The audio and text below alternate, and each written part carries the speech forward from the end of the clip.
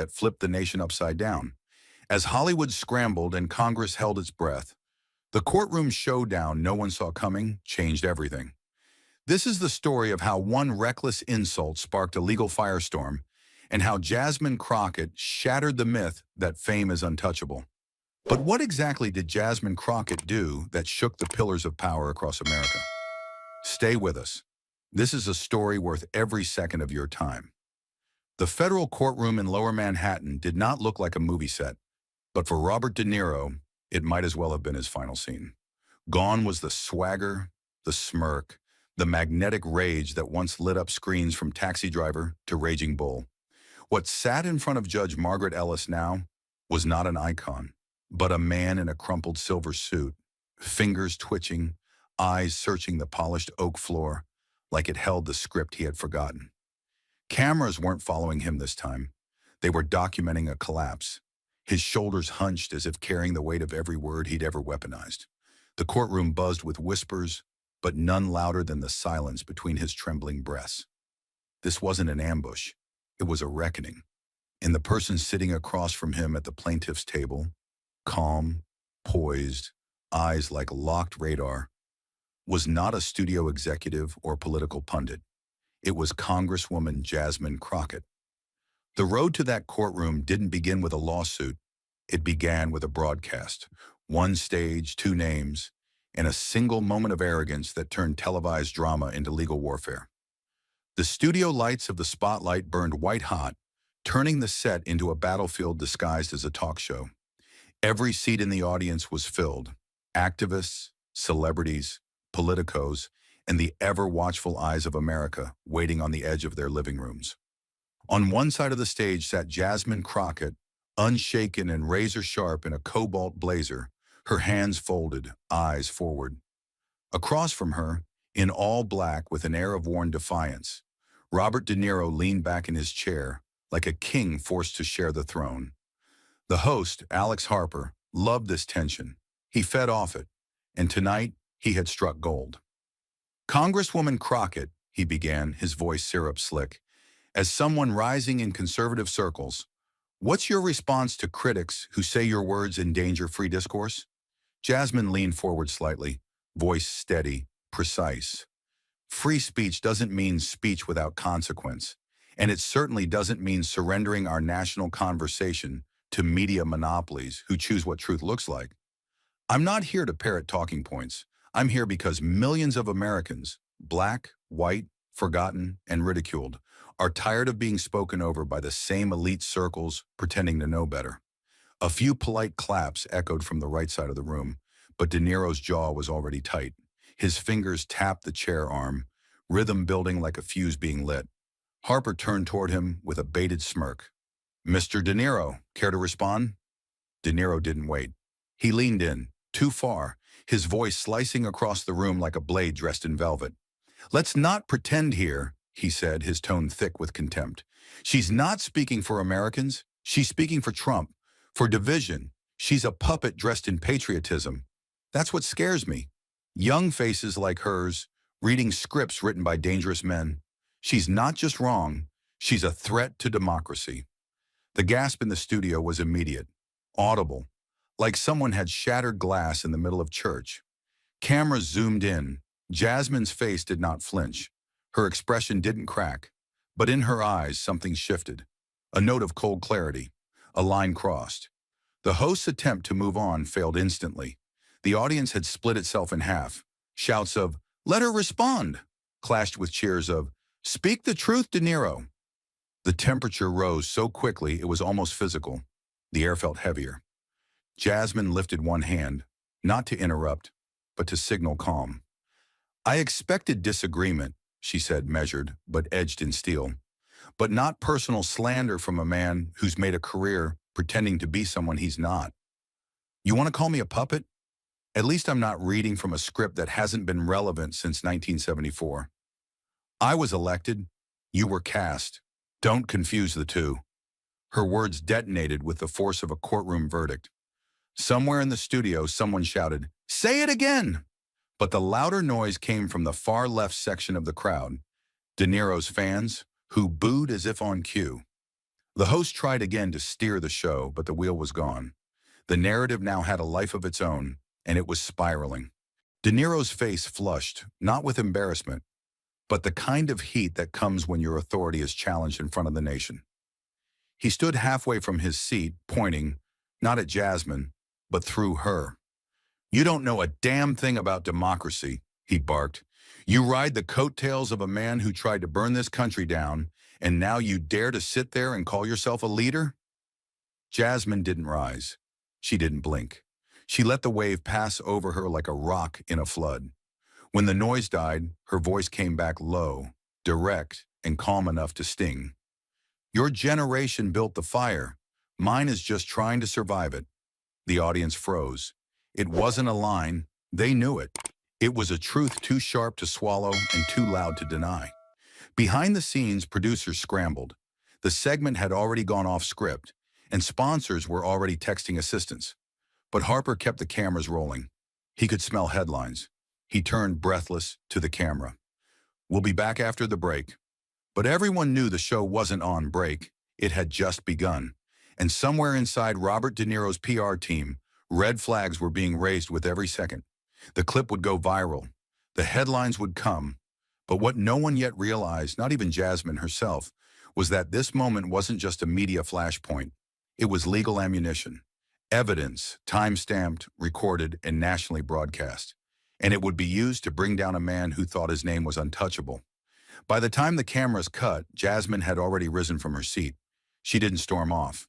She walked off. Slow, controlled, and every step said the same thing. "You wanted a fight. Now you've got one." De Niro stayed behind, still breathing hard, still trying to summon something clever, something cutting. But nothing came, because deep down he knew that wasn't a debate. That was the beginning of a lawsuit. What began as a media spectacle had now become something far more volatile. An assault echoed in pixels, headlines, and hate, all targeting one woman who refused to break under the weight of it. The internet didn't just react, it detonated. Within hours of the broadcast, clips of De Niro's outburst flooded every platform. Edits twisted Jasmine's calm rebuttal into bait for outrage. Meme accounts mocked her voice. Anonymous users hurled insults wrapped in sarcasm. On cable news, panelists dissected her resume with surgical smugness, questioning how someone so young could possibly stand up to a legend. But while the noise grew louder outside, inside the walls of her office, Jasmine Crockett moved in silence. No tweets, no press statements, just a locked door, a whiteboard full of names, and one decision that would shift the battlefield entirely. She picked up the phone and said only 6 words. "Get me Sylvia Martinez, right now." Sylvia didn't need an introduction. She was the kind of attorney journalists couldn't decide whether to hate or fear. A woman who once helped Trump survive a political inferno and emerged with her lipstick still perfect. Within 24 hours, she was sitting across from Jasmine in a private Georgetown meeting room, file folders in hand, eyes already scanning timelines and transcripts. "This isn't just defamation," she said coolly, flipping through a printed comment thread. "This is character assassination executed with celebrity-grade precision." Jasmine nodded, but her voice was steady. "I don't care how many Oscars he has. I don't care how many fans scream his name. I'm not going to let men like him destroy young women just because we have the nerve to believe in something." Martinez leaned back, smirked, and said, "Then let's make it hurt."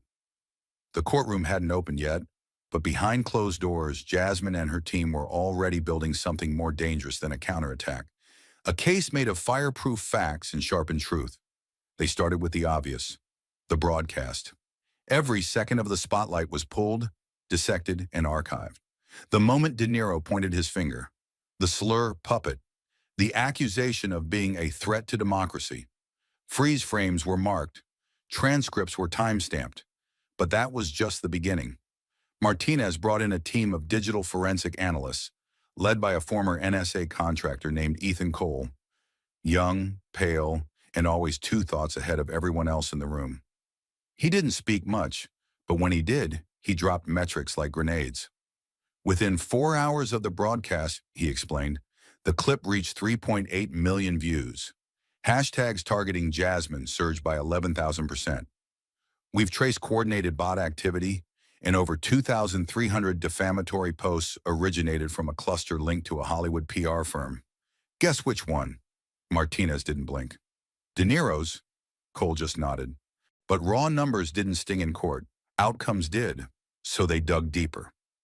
Within days, Jasmine's team compiled a list of damages: 3 canceled speaking invitations, 2 interviews pulled from major networks, and an op-ed she had written on First Amendment protections was suddenly spiked by a legacy media outlet with ties to CBS. An internal email from the editorial board, obtained via a quiet whistleblower, read simply, "She's too hot right now. Not worth the blowback." Jasmine read that sentence twice. Not worth the blowback, not worth the risk, as if she were a liability instead of a voice. Her jaw tightened, but she said nothing. She didn't need to. The silence in the room was louder than outrage. Then came the turning point, a single email that reframed everything. It had been leaked by a disillusioned assistant in De Niro's publicity team, sent anonymously to Martinez with the subject line, "You'll want this." The header showed it was from Greg Palmer, De Niro's longtime manager. The tone was casual. The content was deadly. "She's the perfect target. Young, emotional, high profile. You go after her, and every headline will follow. Trust me, it'll make Bob look strong again." There was a pause in the room as Martinez read it aloud. No one spoke. Then Jasmine, her voice a blade, broke the silence. "They didn't just attack me, they planned it." She looked at the email again, as if memorizing it. "They saw me as a headline, not a human." And just like that, the temperature in the room dropped 10 degrees. Martinez moved fast. She had the email authenticated by metadata experts, traced the IP back to the firm's own server, and even captured a deletion log showing Palmer had attempted to erase the thread days earlier. "Too late," she muttered, sliding the printed copy into a black binder labeled simply, Exhibit A. Cole followed suit. His team began cataloging replies, likes, and reposts, drawing digital spiderwebs of influence that connected De Niro's comments directly to online abuse. "Look at this," he said, pointing to a tweet. 57 retweets from fake accounts, all within 90 seconds. This wasn't viral. It was orchestrated. Every dot they drew on the map made one thing clearer. This wasn't an accident. It was a takedown, executed with precision, approved by power, and aimed straight at Jasmine's future. And the consequences were no longer theoretical. A podcast host who had once praised Jasmine publicly now refused to feature her. A potential book deal evaporated overnight, with the publisher citing market sensitivity. And even some colleagues on Capitol Hill, people who'd once stood beside her, began to go silent. Not out of betrayal, out of fear, fear of association, fear of the machine that had come for her. Martinez didn't mince words. This wasn't De Niro speaking off the cuff. This was strategic defamation, planned, promoted, and pushed. She clicked on a folder labeled Phase 2 and said, "Now we show the court how the smear became a system." The most damning evidence came from the video archives. It wasn't just the spotlight. De Niro had doubled down during a CNN interview days later, calling Jasmine more dangerous than Trump because she's young and ambitious. Martinez played the clip on loop during prep sessions. Each time Jasmine sat still, arms crossed, eyes locked on the screen, not with emotion, but with the eerie calm of someone watching a crime she could now prove happened. "He knew what he was doing," she whispered once. "He wanted to break me publicly, and now he's going to regret it, privately." What cemented the case was the human toll. Martinez and Cole gathered thousands of direct messages Jasmine received after the broadcast. Some were vile, some were threatening, some were cloaked in fake concern, like poison hidden in honey. One message read, "You're too emotional for politics." De Niro was right. "You're not ready for this world." Another said, "Puppet Girl should go back to where she came from." That one came with a zip code attached. They logged it, flagged it, and added it to the growing folder. Collateral damage. Every message was real. Every name, time-stamped. Every line of hate, preserved. By the end of that week, Jasmine's legal team had enough to not just file a lawsuit, but to send a message. One louder than any trending hashtag, one stronger than any closing monologue. She stood at the head of the conference table, holding the printed email from Palmer like a smoking gun. Her voice was soft, almost too soft. "They think they can define me," she said. "Frame me, use me as a warning."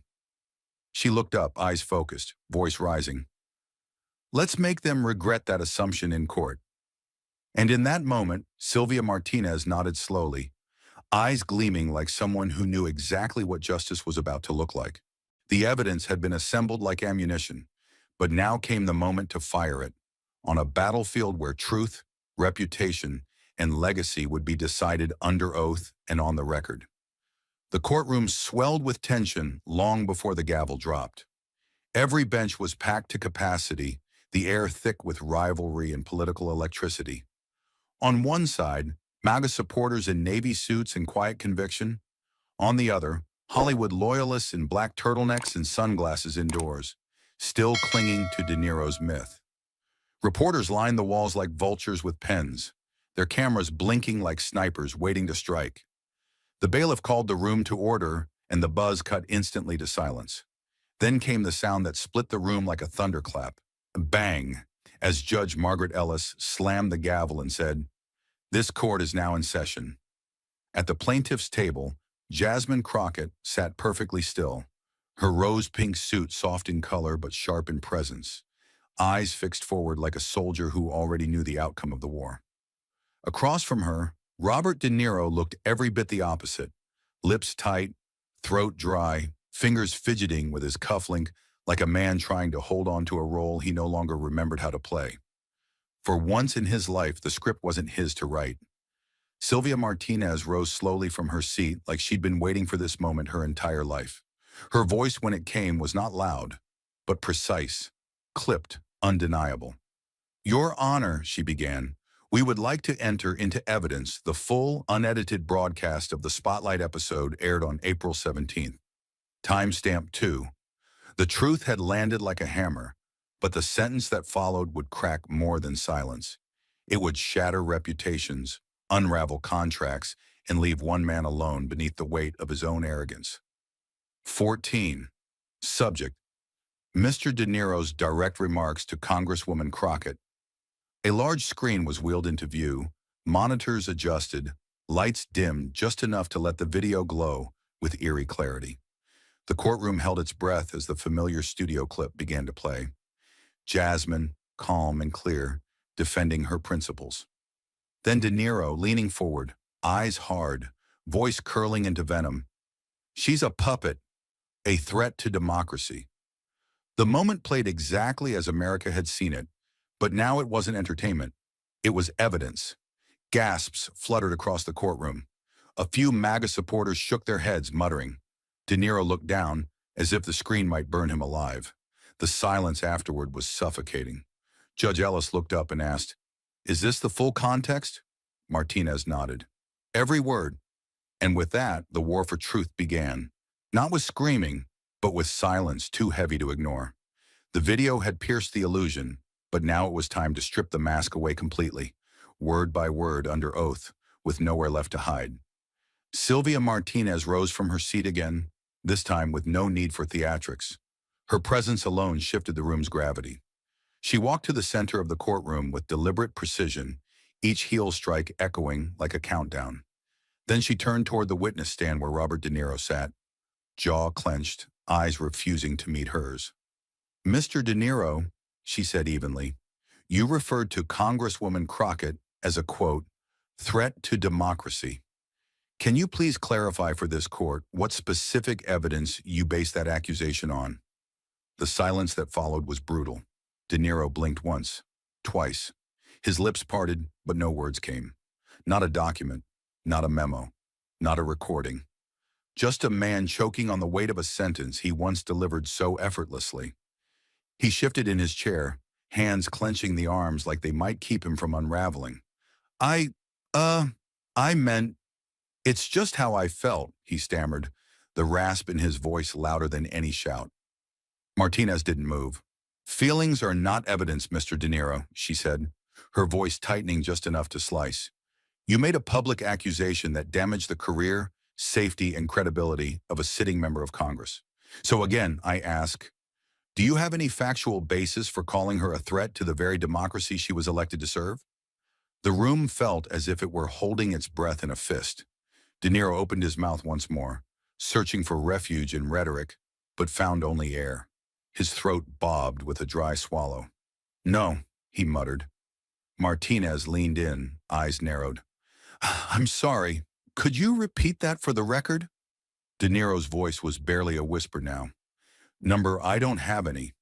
A single pen clattered from the press gallery. That was all it took. The courtroom was silent again, but not out of respect, out of shock. Then Martinez walked back to the prosecution table and picked up a black binder.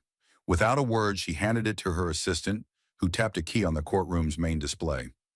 The screen behind De Niro lit up with a subject line, Target Crockett.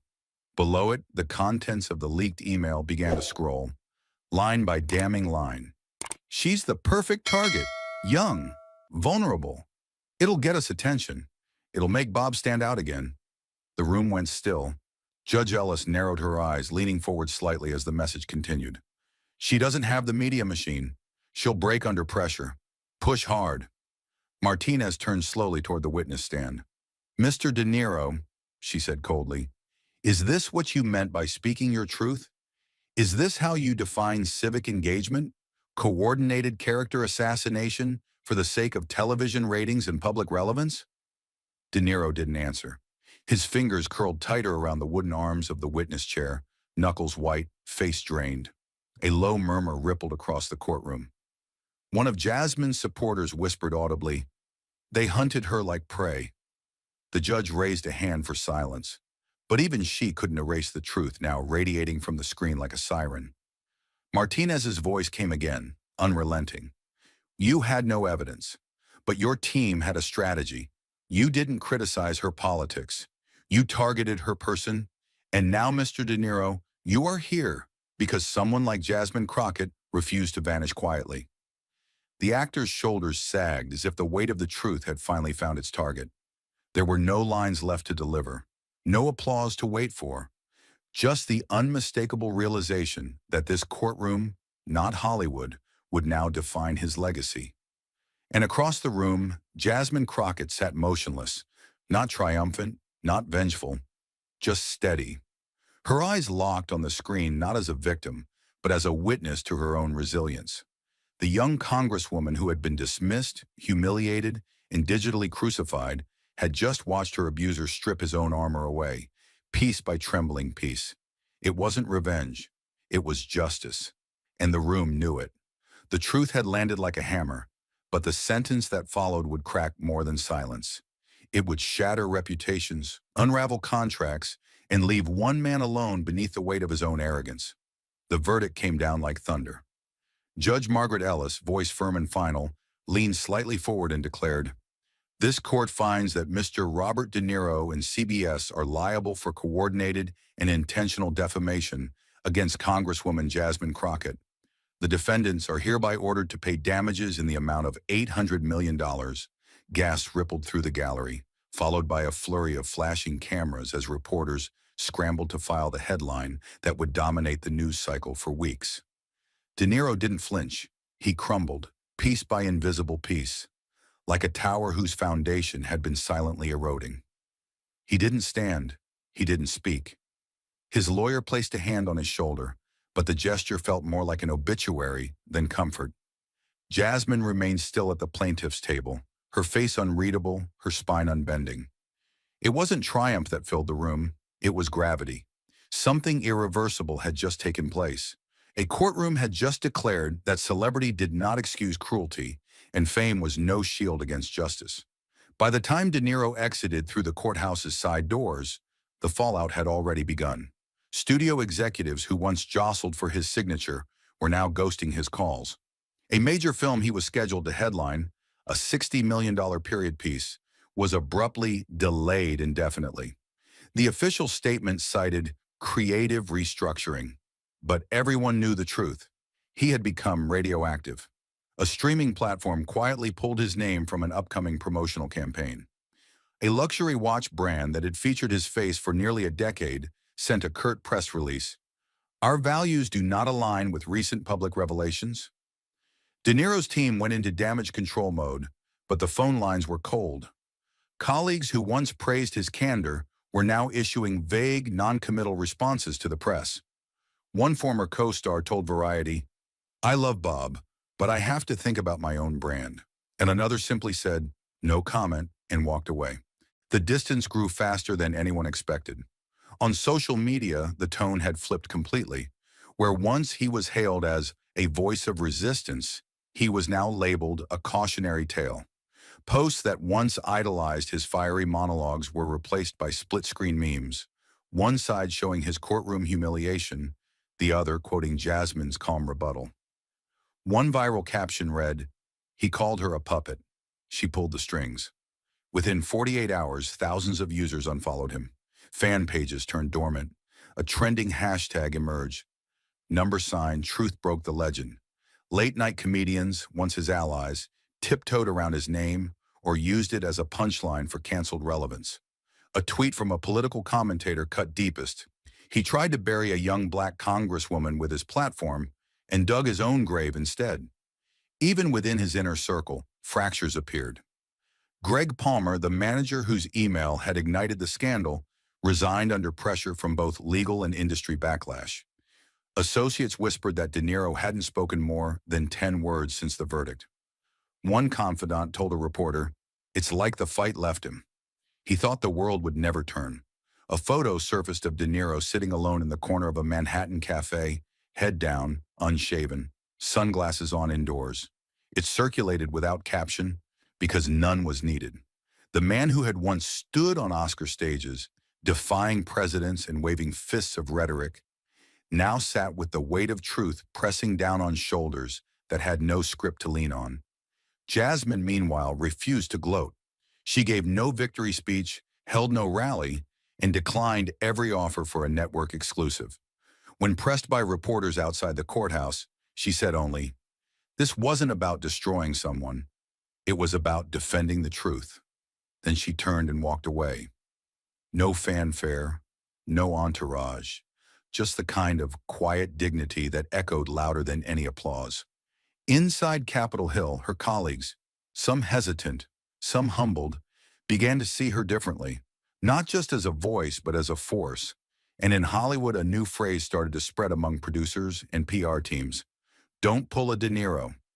It wasn't just a warning, it was a reckoning, etched in legal precedent, measured in millions, and paid for in the currency of shattered myth. The man once crowned a rebel with a cause was now remembered as the rebel who crossed a line and paid the price. Not with jail time, not with scandal alone, but with something far worse in an industry built on illusion, exile by truth. And somewhere in a silent office, the final press statement was drafted without flair or resistance. Just 7 words, simple, brutal, final. Robert De Niro will not comment further. The courtroom had fallen silent, the verdict delivered, the cameras gone. But outside those walls, a different kind of noise was just beginning to rise. Not in shouts of victory, but in the slow, thunderous rhythm of a nation reckoning with what she had done. Jasmine Crockett didn't hold a press conference. There were no red carpets, no parades, no carefully prepared podiums. She stepped outside the courthouse into a sea of flashing bulbs and microphones and raised one hand. Not to wave, but to stop the frenzy. Her voice didn't tremble. Her eyes didn't wander. She looked past the lenses, past the noise, and delivered just one line. "I didn't sue for pain. I sued for principle." Then she walked down the steps, heels clicking like gunshots against marble, past the phalanx of press who had come for spectacle, but witnessed something else, something quieter, stronger. The statement went viral in less than 5 minutes. It wasn't wrapped in rage. It wasn't meant to punish, but it burned brighter than 1,000 rants, a calm, focused declaration that justice was not about revenge, but restoration. In a world addicted to drama, her stillness became the loudest moment of the day. The letters began arriving the next morning. First, a handwritten note from a retired Air Force pilot in Iowa. Then a folded card from a 62-year-old welder in Pittsburgh who had never voted blue in his life. Then came the emails, hundreds, then thousands. Veterans, teachers, grocery clerks, black mothers, white farmers. A former inmate from Arizona who wrote, "They used to tell us in prison that truth bends for the powerful. You just proved it doesn't have to." The office staff couldn't keep up. They started stacking the letters in boxes, then shelves, then filing cabinets. Jasmine read as many as she could. Some she read twice. And when she couldn't sleep, she would sit under the soft light of her desk lamp, reading through their trembling handwriting, their shaky gratitude, and their confessions of feeling invisible, until she didn't feel alone. Online, the transformation was instant and unstoppable.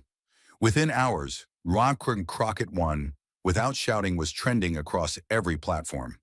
Clips of her walking down the courthouse steps, head high and expression unreadable, were looped over and over with cinematic music, like she had stepped out of a war film. Edits appeared comparing her restraint to famous courtroom scenes, some real, some fictional, but none as piercing.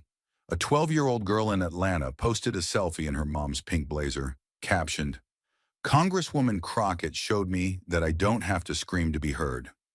A young man in Tulsa uploaded a TikTok reenacting her one-line quote with the words, "This is what leadership sounds like," written across the screen. A digital mural of Jasmine's profile with the words, "Not hurt, just right," painted in crimson red, hit over 1 million shares in 24 hours. Without saying a word, she had become more than a victor. She had become a signal.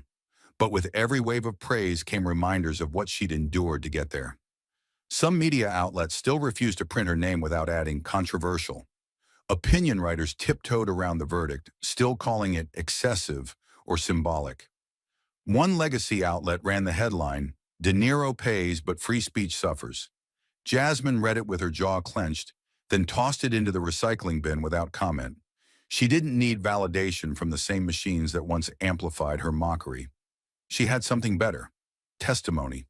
People who had once felt powerless now wrote to her as if she were the only one who ever stood up and didn't flinch. The ones who'd been shouted down at school board meetings, the ones who'd been called too young, too angry, too black. And Jasmine answered not with speeches, but with presence. She showed up to committee meetings sharper than ever. She authored 2 bills in the following month, and she turned every microphone in Congress into a scalpel. Not loud, but precise. The reaction inside Washington was more complicated. Some colleagues still whispered behind closed doors, calling her radioactive or reckless. Others tried to capitalize, posing beside her like lightning rods, hoping for borrowed power. But the most important ones, the quiet allies, the principled outliers, came forward without agenda. One Vietnam veteran senator slipped her a note after a hearing. It read, "They'll never say it aloud, but they needed this more than they know." Even the speaker, who had once avoided the spotlight when she was under fire, approached her on the House floor and said simply, "You reminded them who we're supposed to be." Jasmine didn't respond. She didn't need to. Her silence was now its own language, one that everyone had learned to read. Still, the weight didn't vanish. Every night, she returned home to the echo of what it had cost her: death threats, canceled speaking engagements, personal security detail, emails from strangers who used words meant to pierce not her arguments, but her skin. And yet she never raised her voice, not once, because rage to her was a luxury the powerful often abused. Her weapon was focus, her armor, discipline. The war wasn't over, but now she had a map, and the country was watching. Not out of curiosity, but out of hope. One moment captured everything. A high school civics teacher in Michigan sent her a classroom photo. 32 students standing behind a banner they made by hand. It read, "We defend truth, even when it's unpopular." In the center was Jasmine's courthouse photo, laminated, framed. The teacher included a note. "For the first time in 10 years, they asked me what defamation meant and why it mattered." Jasmine hung it in her office. Not behind her, where people expect pride, but beside her desk, where her eyes could fall on it each morning before the noise began. And when a reporter finally asked her, weeks later, whether she felt like she had won, Jasmine paused, looked up, and answered without blinking. "Winning is easy, but being right and staying right, that's the work." And the work was just beginning. Her footsteps had left the courthouse steps weeks ago, but the tremors of her victory were still shaking the foundations of industries that once believed they were untouchable. The shift in Hollywood didn't happen with an explosion. It came with a chill, a long, deliberate silence that crept across studio lots, writer rooms, and green rooms like fog rolling over a battlefield that had just seen something unthinkable. A star brought down by someone with no camera crew, no agent, no script, just evidence and resolve. For decades, celebrity had been a shield, a microphone, a weapon. But after Jasmine Crockett's legal triumph over Robert De Niro in CBS, the shield cracked. Publicists rewrote contracts, producers reviewed tapes. A-list actors were suddenly being told to run statements by legal before going off script on late-night couches. One talent agency quietly introduced a new standard clause in endorsement agreements. Client agrees to refrain from targeted political commentary without prior review. Internally, they called it the Crockett Clause, and no one laughed. In meetings once filled with ego and mockery, nervous glances replaced punchlines. A comedy writer on a major streaming show confessed to a colleague, "We used to roast whoever we wanted. Now, one wrong jab and it's a lawsuit." Another showrunner canceled a segment that mocked a newly elected conservative congressman, whispering to staff, "We're not touching another Jasmine." The fear wasn't rooted in ideology, it was accountability. What Crockett had done wasn't censorship, it was consequence. Her victory hadn't muzzled free speech, it had made it honest. And in an industry that prided itself on being bold, the sudden need for caution wasn't just new, it was terrifying. Because for the first time in a generation, power had been forced to measure its words with the same precision it once demanded of the powerless. Backroom discussions in Hollywood became more cautious by the day. PR firms scrambled to train clients on non-confrontational phrasing. Talk show hosts who had once lobbed insults at young conservatives for ratings now reviewed footage twice before airing it. At one popular network, a comedian's unscripted jab at a senator from Florida was cut in post. The reason? Legal risk. The audience never knew, but the joke didn't die because it wasn't funny. It died because the world had changed. Jasmine Crockett had drawn a line, and now everyone else was learning how close they had danced to it. Even casting directors began to notice the impact. A young black actress auditioning for a political thriller was told by a producer, "We're not doing caricatures anymore." Not after Jasmine. The actress didn't know what had happened, but she nodded anyway. The rules were shifting, and her name was now part of the system that rewrote them. But it didn't end in Hollywood. The tremors surged across state lines and political aisles. In Georgia, a 32-year-old state representative filed a defamation suit against a local newspaper that accused him of being a crypto-fascist in a suit. His lawyer's opening line quoted Crockett's case directly. In Texas, a first-term Latina congresswoman sued a network anchor for repeatedly branding her unhinged and dangerous to American values during a broadcast. The case was dismissed, but the damage was done. Networks now held internal workshops titled Defamation in the Post-Crockett Era. Young politicians, especially conservatives and women of color, began speaking publicly about media harassment in a new tone, measured, firm, and legally armed. A freshman senator in Pennsylvania tweeted, "If you slander me for clicks, understand this. Jasmine already built the road." The post went viral, and underneath it, the comments were split, half mocking, half inspired. But the message was clear. The game had changed. The media pushed back, of course. Editorials warned of a growing wave of litigation threatening journalistic freedom. Some even accused Jasmine of setting a dangerous precedent. One anchor on a legacy news network said, "We can't be afraid to speak truth to power just because someone might take it personally." But that was the point. Jasmine had never sued because she was offended. She sued because someone with enormous reach decided to publicly destroy her for sport. She didn't dismantle journalism. She demanded it learn the difference between scrutiny and sabotage. And as that understanding spread, so did what pundits reluctantly called the Jasmine effect. Universities began hosting panels about it. Law schools examined the case as a model for high-stakes reputational defense. PR firms renamed their crisis playbooks. And in quiet corners of America, behind desks, in barbershops, in union halls, people began to say something they hadn't said in a long time. Maybe it's not too late to fight back. Jasmine's win didn't just empower those who shared her politics. It inspired those who'd been told for too long that they had to take it. That if they were insulted by someone more famous, they should laugh. That if they were smeared by someone wealthier, they should stay quiet. Her win told them otherwise. In one of the most symbolic moments, a Hollywood director who had once tweeted harshly about Jasmine Crockett was quietly removed from a speaking panel at a major film festival. The organizers didn't cite a reason. They didn't have to. And across the city, another director, one known for fiercely progressive films, posted a single message to Instagram: "Speech is free, defamation is not." The caption, number sign, Jasmine effect. Even in Washington, lawmakers began to feel the shift. For years, they had watched public figures get dragged, mocked, memed, and forgotten. But now they saw something different. They saw power answer to principle. And many of them, especially the young, the underestimated, the ones who had been laughed at in green rooms and insulted on national TV, saw a blueprint. Not for vengeance, but for justice.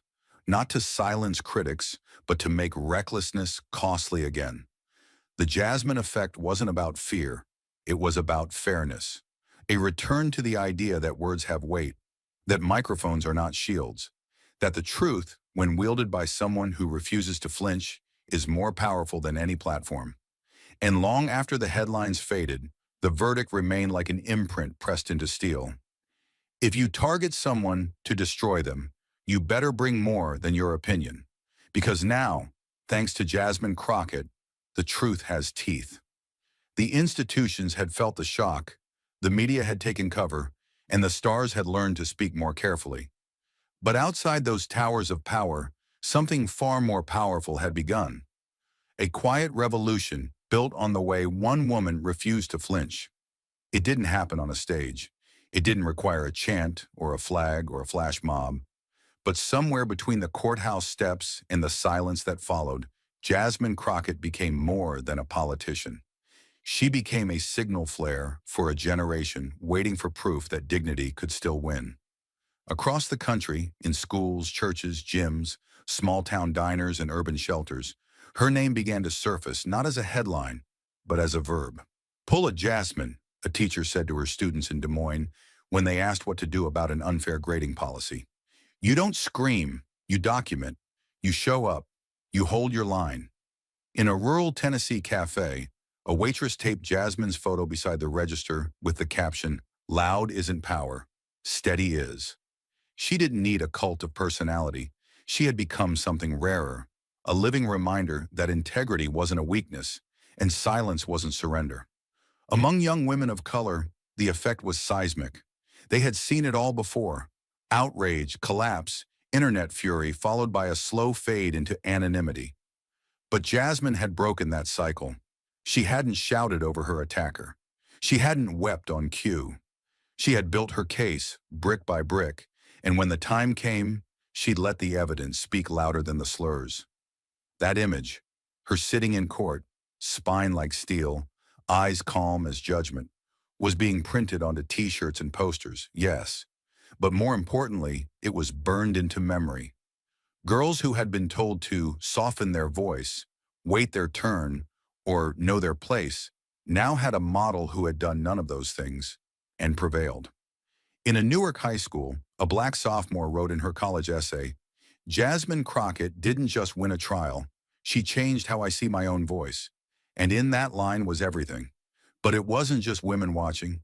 In barbershops and truck stops, on gun ranges and veterans' halls, conservative voters, especially black and working-class men who had long felt dismissed by both coasts, found in Jasmine something they didn't expect: representation. Not because she waved their flag, but because she stood her ground. A retired Marine from Kentucky posted a video that went viral. Standing next to an American flag, he stared into the camera and said, "I didn't vote for her, might not ever. But I'll tell you this, when they came after her, she didn't cry.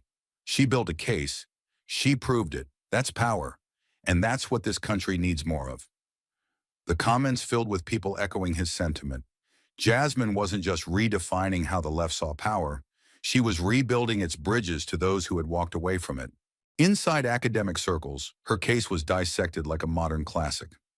Law students rewrote moot court scripts to reflect her arguments. Professors lectured on her restraint. Media schools added new chapters to their ethics modules, calling her courtroom strategy a masterclass in narrative control under fire. But in neighborhoods far from those ivory towers, the impact was even clearer. A janitor in Detroit emailed her office, "I watched what you did. I've got a daughter who wants to be a lawyer now. She used to be scared of politics. Now she says, if Jasmine can walk into that room and not blink, so can I." The message was printed, framed, and placed behind Jasmine's desk. Not to remind her of the past, but to anchor her in the future. The press, of course, tried to reframe her. They called her stoic, unflappable, strategic. They still avoided the word that made them uncomfortable. Right. But the public didn't need labels. They had seen what mattered. That a woman who had been mocked, underestimated, and targeted with surgical cruelty had met it not with rage, but with something far more dangerous to the establishment: control. Jasmine had shown that you don't have to raise your volume to raise the stakes. That real power isn't in the punchline. It's in the pause that follows. She hadn't redefined politics. She had redefined how politics could be fought and who was allowed to fight back. Her impact took a strange turn in entertainment. A major studio exec admitted off the record, "We're not greenlighting anything that makes fun of women in power. Not now. Not with Jasmine's face everywhere." Streaming documentaries pivoted from trashy takedowns to long-form explorations of systemic truth. One even titled their new series, Unshaken, The Power of Stillness. The opening shot, Jasmine in the courtroom, arms crossed, as the email calling her an easy target lit up the screen behind her. No narration, no music, just that image. Frozen, iconic, permanent. Perhaps the most lasting effect, though, wasn't what changed around her, but what stayed with her. Jasmine never altered her pace. She didn't ride the wave of fame. She didn't trademark her name or chase a book deal. She kept showing up to work, committee hearings, town halls. She returned to her district and sat with small business owners, bus drivers, single moms. When one woman asked her, "How did you stay so calm when they came for you?" Jasmine just replied, "They didn't come for me. They came for what I represent, and I made sure they didn't win." That line was never posted, never broadcast, but it was written down in a teenager's notebook, and one day it'll be quoted again. Because what Jasmine Crockett taught this country, through fire, silence, and a single courtroom, is that truth doesn't need to scream to be felt. It just needs to stand, unshaken, when the whole world tells it to sit down. And when it does, the whole world learns what power really means. The moment Jasmine Crockett walked out of that courthouse, the narrative was no longer hers alone. For days, the media bathed in the spectacle of her $800 million triumph.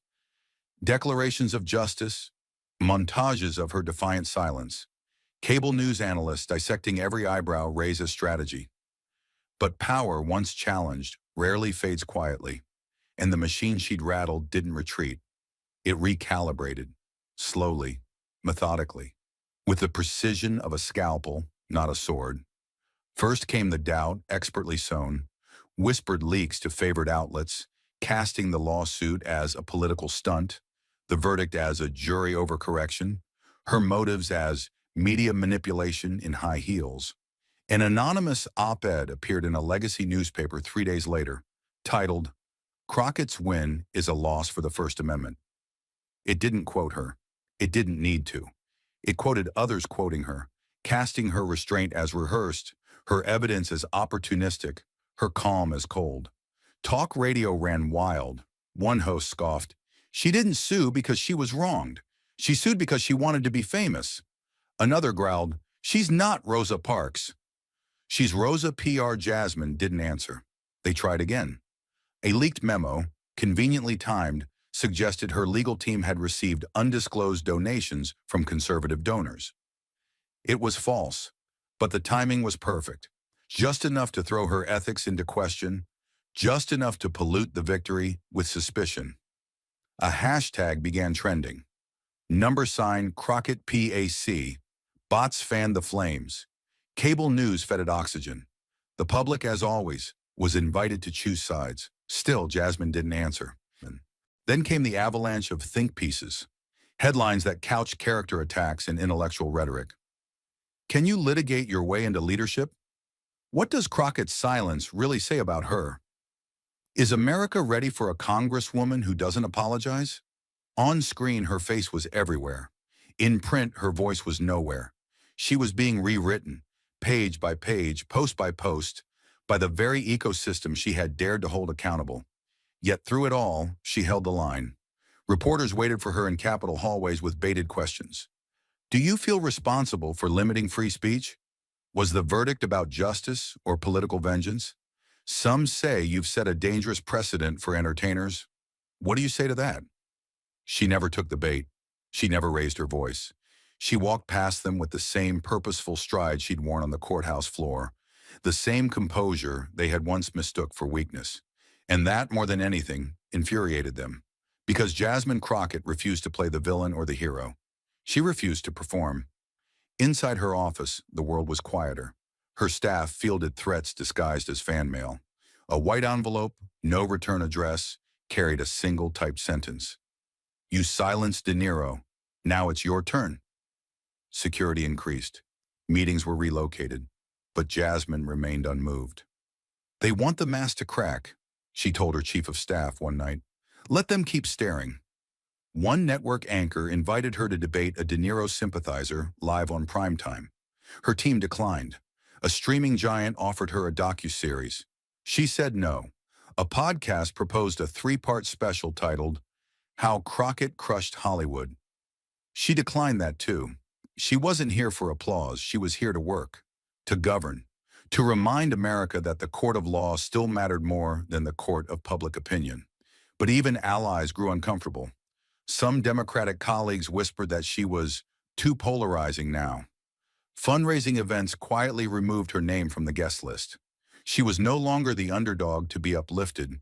She was the lightning rod they feared. A progressive senator confided to a reporter off the record, I respect her, but I wish she'd fade back into policy. She's a symbol now, and symbols are hard to manage. Symbols. That's what they called women who didn't fold. Meanwhile, conservative circles were watching with sharpened eyes, not to mock her, but to learn, to mimic, to emulate. A young congressman from Utah filed a libel suit against a network that had called him a domestic extremist without evidence. He cited Crockett versus De Niro in his opening brief. A state representative from Ohio threatened to sue a local paper for labeling her anti-democracy.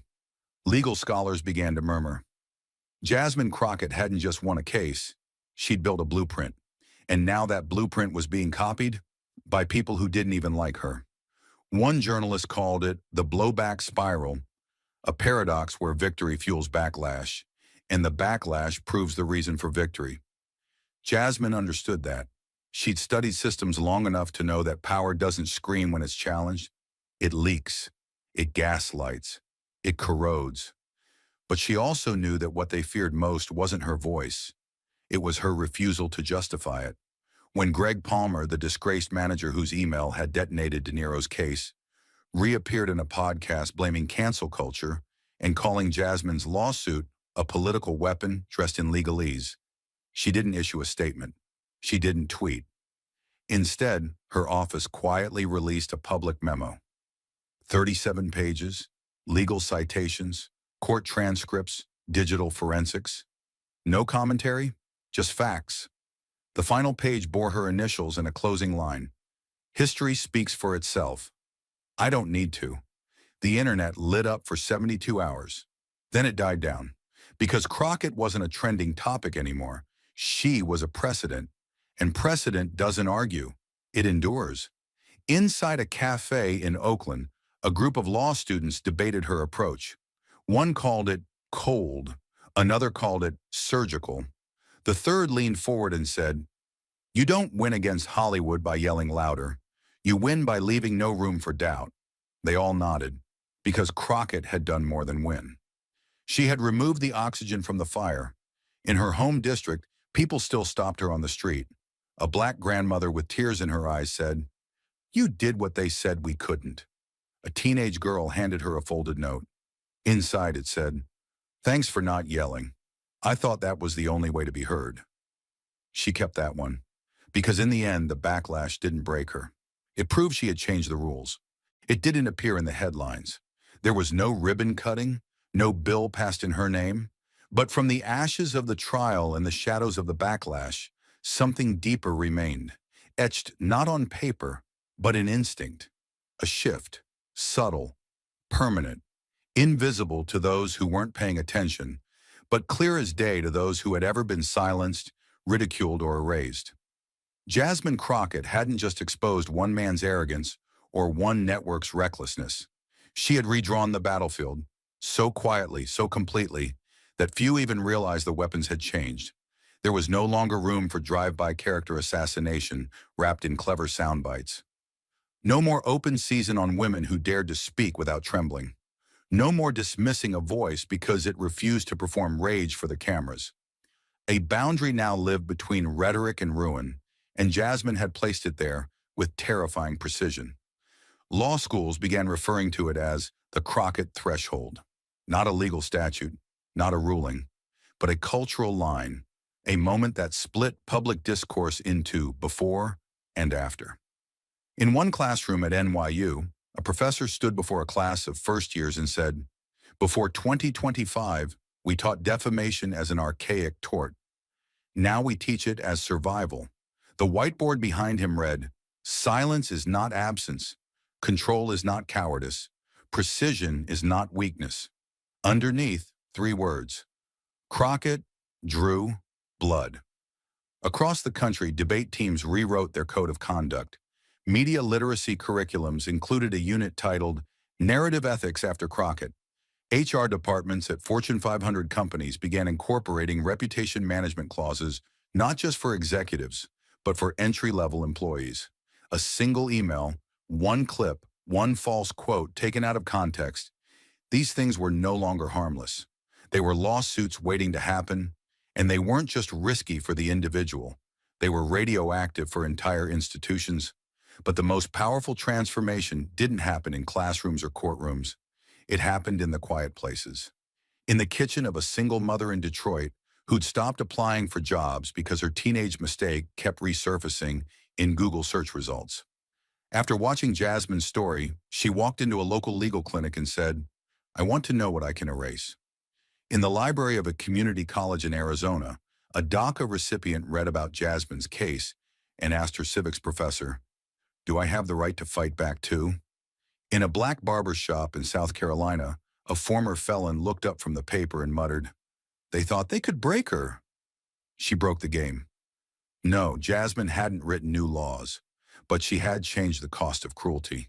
She had taught a country drunk on noise how to recognize the weight of restraint. That was the line she left behind. A documentary filmmaker attempted to capture it, but failed. Not because he was biased, but because the story didn't bend to structure. He wanted a climax, a catharsis. He asked Jasmine for an interview. She declined, so he followed the people instead. The ones who now saw her as something more than a congresswoman, a blueprint, a mirror, a reminder. The final shot of his film didn't show Jasmine at all. It showed a classroom full of 8th graders in Atlanta raising their hands to the question, "What does power mean to you?" One girl said, "Not yelling." A boy said, "Bringing proof." A third student, voice barely above a whisper, said, "Jasmine Crockett." She had become a lesson they weren't supposed to learn. In Washington, the discomfort lingered. Lobbyists avoided her office, not because she was hostile, but because she was unreadable. Journalists stopped trying to bait her. Her silence had become something they feared more than her words, because silence meant she was watching. And when Jasmine watched, it meant she was preparing. One senator, older, white, seasoned by decades of procedural theater, once turned to her during a judiciary session and said, "You scare the hell out of this place." She didn't blink. "I'm not here to be liked," she replied. I'm here to remind this place who it answers to. Outside the Capitol, the words were spray painted onto a wall in Oakland. Someone else turned it into a sticker, then a t-shirt, a mug, a tattoo. She never gave permission. She never needed to. Some tried to minimize her impact. They said it was a moment, not a movement, that her trial was an anomaly, her silence a strategy, that eventually someone louder, flashier, angrier would come along and take the spotlight back. But they missed the point. Jasmine had never wanted the spotlight. She had wanted the record. And once something is on the record, it doesn't need to shout. It just needs to remain. Years later, her courtroom portrait would hang in a small exhibit at the National Museum of African American History and Culture.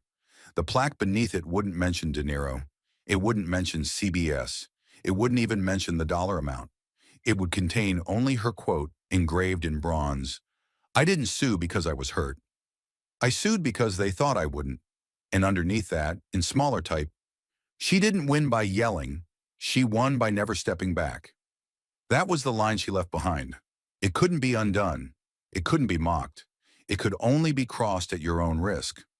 The line Jasmine left behind wasn't just legal, or political, or cultural. It was deeply, unshakably human. A reminder that every battle for truth begins with the decision to stand alone. The lesson wasn't loud. It didn't arrive wrapped in applause or praise. It crept in during the quiet moments, the ones with no audience, no headlines, no camera crews. It came in the form of a woman sitting at her kitchen table, rereading the threat sent to her home, in the way her hands trembled slightly, then stopped. It came in the expression of a father watching his daughter raise her hand in class for the first time, because she'd seen someone on the news win with silence instead of shouting. The lesson came not when Jasmine Crockett defeated Robert De Niro, but when she refused to let their smear define her, when she didn't cave to the noise, when she stood firm and let the truth carry its own weight. That was the point. Justice doesn't need to roar. It only needs to remain standing when everything else collapses. Because Jasmine's story isn't just about what was said to her, it's about what she didn't let them take. They came for her name. They tried to stain it with ridicule, drown it in ratings, and twist it into a symbol of division. But she held it like a blade, not to attack, but to protect. She showed us that dignity isn't weakness, that calm is not capitulation, that choosing the high road doesn't mean surrender, it means strategy. Her restraint was not silence, it was steel. And in a world obsessed with outrage, where algorithms reward humiliation, that kind of composure is the most radical act of all. The world didn't hand Jasmine power. It tried to humiliate her for reaching for it, but she reached anyway. And when they laughed, she built a case. When they doubted her, she gathered proof. When they dismissed her, she stood taller. She did not raise her voice to be heard. She let the facts do the speaking. And when the verdict fell like a hammer, it wasn't just about her. It was about every person who had ever been told to sit down, be quiet, or wait their turn. Jasmine didn't just win a courtroom. She cracked the illusion that only the loudest voices matter. And that is the human lesson. That truth does not require fury. That courage doesn't always look like fists raised. It can look like hands folded, eyes steady, spine unbending. That justice, when armed with patience, preparation, and purpose, will always outlast the storm. Jasmine Crockett walked through fire and came out quieter, not because she had nothing to say, but because she had already said it where it mattered most, on the record. And the record will outlive the noise. Thank you for watching until this moment and for standing with us on this journey for justice. Your support means everything. Like, subscribe, and turn on notifications so you never miss what's next. And we'd love to hear your thoughts. Leave a comment below and let us know what moved you most in this story. Together, our voices make a difference.